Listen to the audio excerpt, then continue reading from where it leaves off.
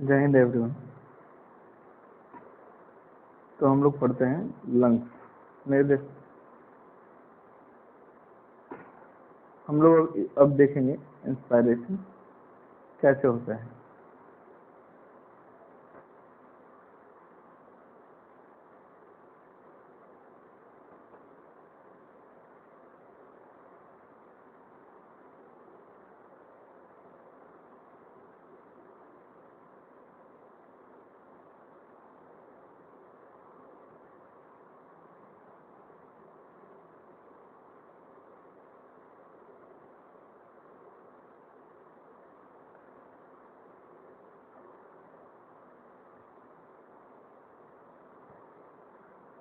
बहुत ही ध्यान से देखने की ज़रूरत है इंस्पायरेशन को।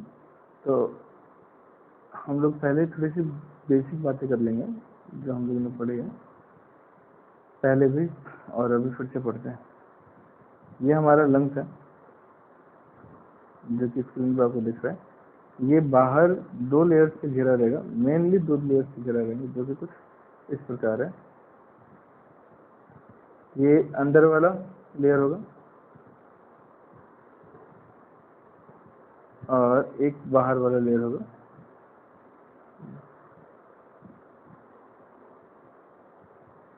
ऐसे दो लेयर्स इस लंग्स पे भी होंगे और जिसको मैंने बनाया राइट वाला लंग्स इस पे भी होगा।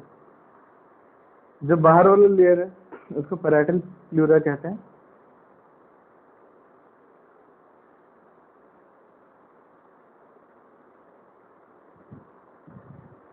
जो अंदर वाला लेयर है इसको हम लोग कहते हैं विसरल प्लूरा।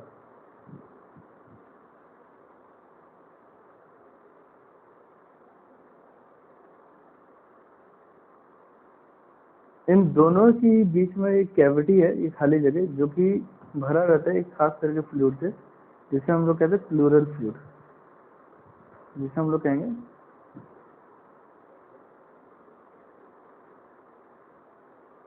Pleural fluid. तो ये भरा हुआ है किससे? Pleural fluid. होता क्या है कि अगर मान लीजिए कभी भी लंग्स क्या हो रहा है, बार बार कॉन्ट्रैक्ट कर रहा है, फिर रिलैक्स कर रहा है, फिर कॉन्ट्रैक्ट कर रहा है, फिर रिलैक्स कर रहा है, तो उस दौरान ये रेजिस्ट कर सकता है, मतलब कि इसमें फ्रिक्शन आ सकता है। और फ्रिक्शन मतलब कि ये घिस सकता है, घिसना। तो ये घिसे नहीं, ठीक है। इसलिए ये क्या करता है, इसको प्रोटेक्ट करता है ये फ्लूइड। साथ साथ अगर आप बच्चों ने बहुत शरारती थे तो फिर आप खेलते कूदते होंगे, कभी गिरते हैं, तो फिर वो झटका आपके लंग्स को जाके डायरेक्ट डैमेज नहीं करे, इसके लिए क्या होता है, ये फ्लूइड होता है, ये शॉक एब्जॉर्बर की तरह भी काम करेगा। किसकी तरह? शॉक एब्जॉर्बर की तरह काम करेगा। तो यहाँ पे आपने देखा पैराइटल प्लूरा फिर विसरल प्लूरा, दोनों के बीच में पैराइटल कैविटी जो भरा होता है पैराइटल प्लूरल फ्लूइड से, और ये शॉक एब्जॉर्बर की तरह भी काम करेगा, फ्रिक्शन को कम करता है। इंस्पायरेशन में कभी भी क्या होगा, सबसे पहले इम्पोर्टेंट क्या है कि एयर बाहर से तब अंदर आएगा जब लंग्स में प्रेशर क्या होगा, कम होगा। तो और एटमॉस्फेयर में प्रेशर क्या होना चाहिए, ज़्यादा होना चाहिए, तभी जाके ये आएगा अंदर। इसके लिए क्या क्या फैक्टर्स होंगे, इन चीज़ों को हम लोग एक बार देख लेते हैं।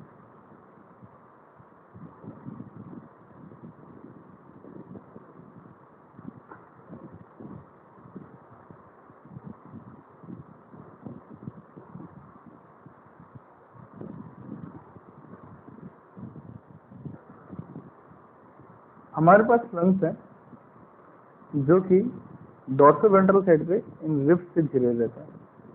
इन रिब्स के बीच में एक खास तरह का मसल होता है जो कि कहलाता है पैराइटल मसल, जो कि कहलाता है इंटरकोस्टल मसल। इंटरकोस्टल मसल्स भी आपको दो तरह के दिखेंगे, एक दिखेगा बाहर की तरफ और एक दिखेगा अंदर की तरफ। अगर मैं कुछ दिखाना चाहूँ इस तरह से 3D में, तो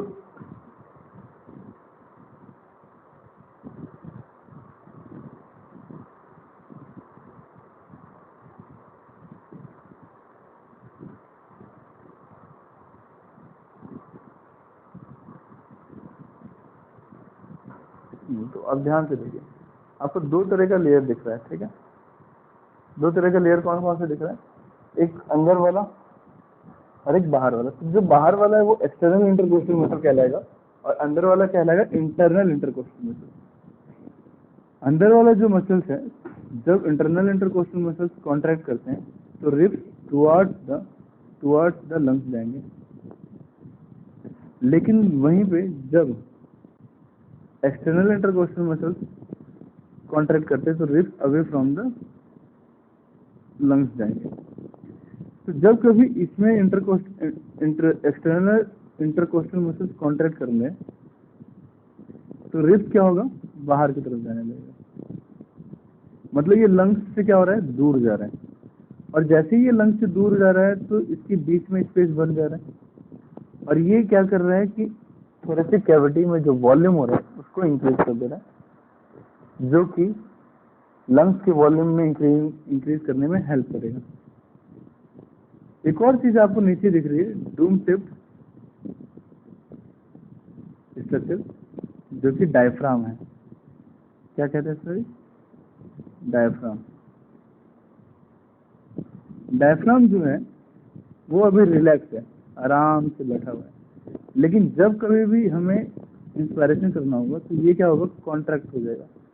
तो ये कैसा हो जाएगा, कॉन्ट्रैक्ट होकर फ्लैट हो जाएगा। तो डायफ्राम क्या कर रहा है, कॉन्ट्रैक्ट कर रहा है, डायफ्राम कॉन्ट्रैक्ट कर रहा है और ये कैसा बन जा रहा है, फ्लैट हो जा रहा है।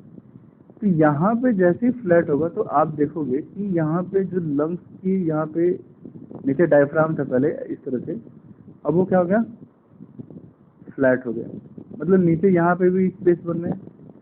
कुल मिला के जो पल्मोनरी लंग्स का जो वॉल्यूम होगा वो बढ़ जाएगा।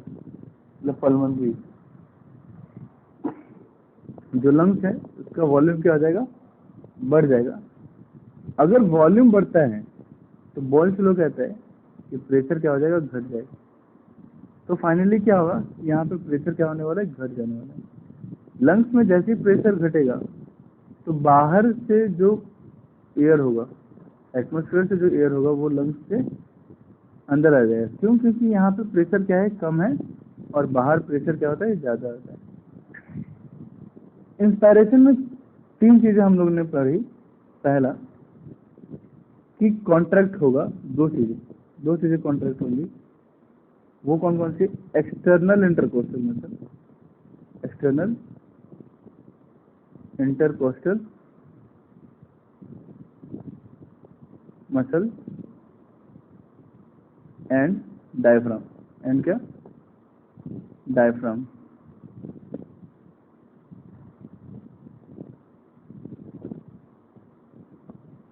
और साथ साथ आपको याद रखना पड़ेगा कि इंस्पायरेशन के दौरान इंटरनल इंटरकोस्टल मसल्स क्या होंगे, वो रिलैक्स करेंगे।